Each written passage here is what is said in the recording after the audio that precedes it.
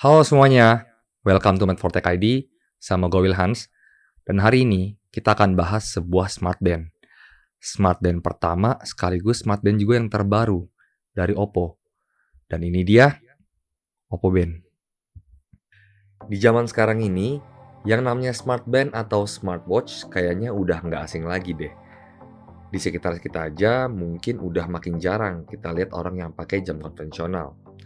Selain karena punya fitur-fitur yang menunjang aktivitas sehari-hari, harga wearable device juga makin lama makin terjangkau, yang membuat market share-nya juga semakin besar.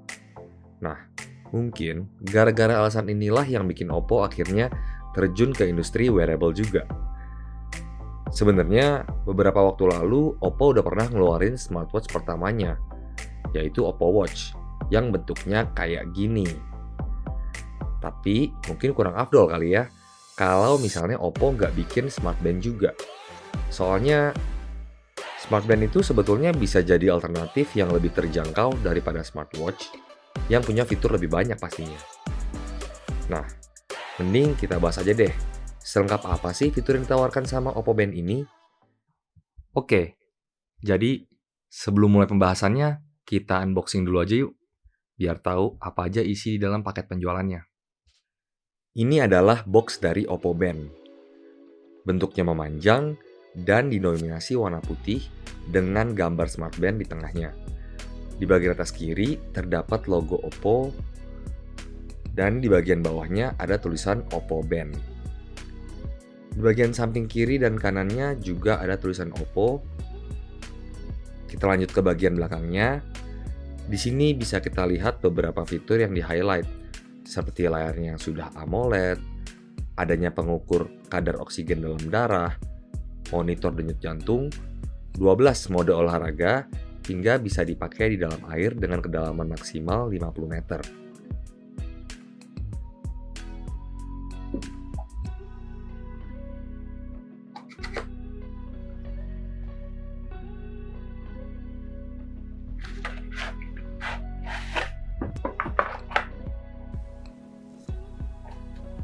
Yang pertama, ini kita dapat buku panduan dalam berbagai bahasa. Di sini kita dikasih 2 ya bukunya. Ya, kita bisa pelajarin sendiri sih.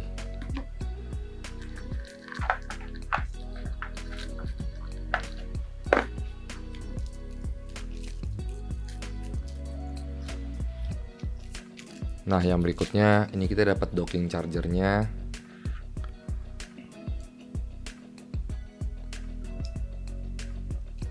Ini docking chargernya pendek ya kabelnya.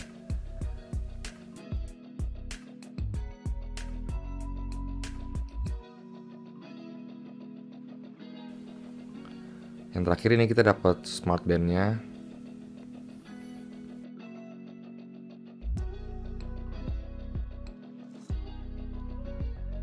Dan ini semua isi di dalam boxnya.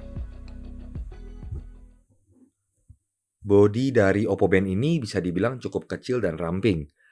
Bentuknya memanjang dan melengkung di sisi-sisinya.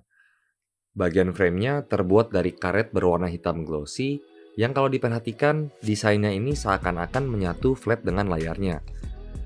Bobotnya sendiri tergolong ringan banget, cuma 10 gram aja.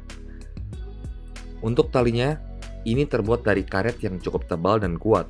Bahannya juga lembut di kulit, bukan tipikal karet yang murahan. Dan untuk metode pengancingnya, ini mirip seperti smartband pada umumnya, yaitu tinggal ditekan gini, langsung ngancing. Nah, for your information, lubang yang tersedia ini bisa muat untuk lingkar pergelangan mulai dari 13 cm hingga 20 cm. Jadi, kalian tinggal sesuaiin aja sama lingkar tangan kalian. Di bagian belakangnya, ini juga terbuat dari plastik glossy, tempat disematkannya sensor-sensor dari smartband ini. Layarnya ini juga bisa dilepas dari bandnya untuk ngecas smartbandnya ini. Caranya simple banget, tinggal tempelin aja di docking chargernya, udah deh. Nah, untuk baterainya sendiri, kapasitasnya cukup besar, yang diklaim oleh Oppo mampu bertahan hingga 12 hari. Tapi selama pemakaian gua selama 3 hari, Rata-rata per harinya itu berkurang sekitar 10%. Jadi bisa gua asumsiin baterainya ini bisa bertahan sekitar 9 atau 10 hari dari kapasitas fullnya. Sekarang kita mulai bahas fitur-fiturnya. Oppo Band ini sudah menggunakan layar 1,1 inch AMOLED display dengan tingkat kecerahan yang lumayan terang ya. Jadi meskipun layar tergolong kecil tapi cukup tajam dan enak dilihat. Brightness-nya ini juga bisa kita atur mulai dari 20%, 40%, 60%, hingga 100%. Kita coba tes di bawah sinar matahari juga masih bisa kelihatan dengan cukup baik.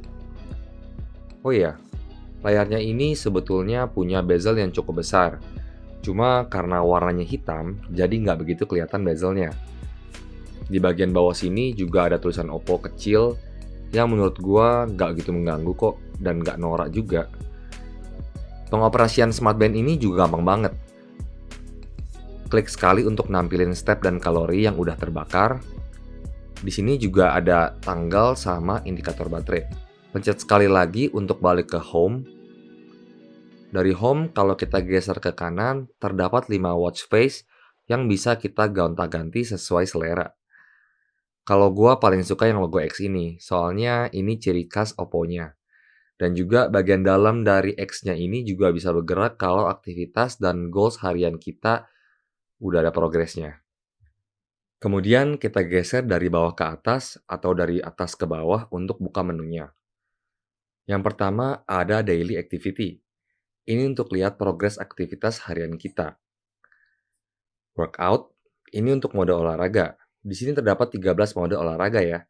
Mulai dari lari, sepeda, jalan, badminton, berenang, yoga, dan lain-lain. Di sini juga ada yang namanya free training buat olahraga yang nggak ada di list ini. Fitur lain seperti pengukur denyut jantung juga udah pasti ada. Smart Band zaman sekarang kayaknya nggak ada yang nggak punya deh. Cara pakainya tinggal ditungguin aja beberapa detik, sekitar 7-8 detik, terus keluar deh hasilnya. Nah, ini yang menarik. Oppo Band ini juga punya fitur SpO2 atau pengukur oksigen dalam darah. Di zaman pandemi COVID kayak gini, fitur ini lumayan berguna ya buat pencegahan awal. Cara pakainya juga gampang banget. Tinggal kalian kencengin aja talinya biar lebih akurat pengukurannya. Terus tungguin juga beberapa detik sampai hasilnya keluar. Terus ada juga sleep tracker untuk monitor gimana kualitas tidur kita. Ada juga fitur breathe.